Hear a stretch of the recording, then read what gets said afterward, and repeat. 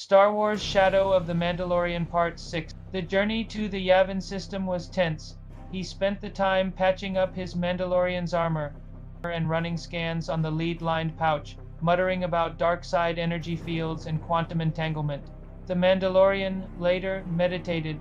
It was an old Mandalorian practice, a way to center the mind and find focus in the chaos of battle. But now it was a battle against himself. Every time he closed his eyes, the holocron's visions crept in at the edges of his consciousness, visions of power, of glory, of a galaxy kneeling before the might of a new Mandalorian empire, with him at its head. "It is your birthright," the voice would whisper. "The Jedi stole your peoples. Future, the Republic let you wither. Take back what is yours." He would grip the hilt of his vibroblade, the familiar weight a grounding presence, and force the images away. He was a warrior, not a conqueror. He was a bounty hunter, not a king. But the whispers were seductive, preying on the anger and loss that had been his constant companions since the Purge.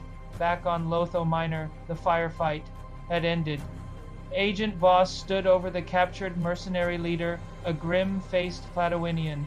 The interrogation was short and brutal. "Who do you work for?" Voss demanded, her voice like ice. The mercenary spat on the ground. "You'll get nothing from me, Republic dog.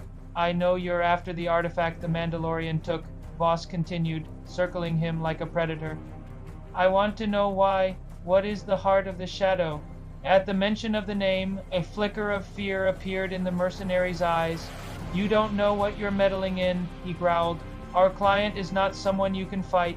He is a force of nature. He seeks to restore the old ways, the true power of the galaxy." "The Sith," Voss stated, the pieces clicking into place. The Cladowinian laughed, a harsh, grating sound. "The Sith were but a pale imitation.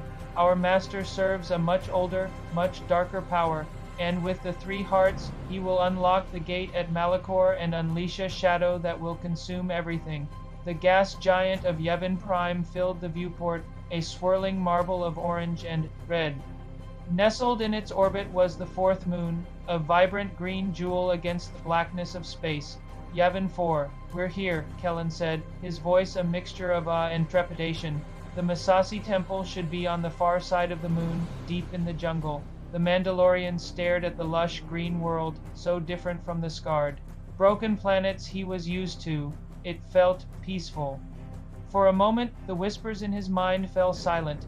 He took a deep breath, the first truly clean breath he'd taken in what felt like a lifetime.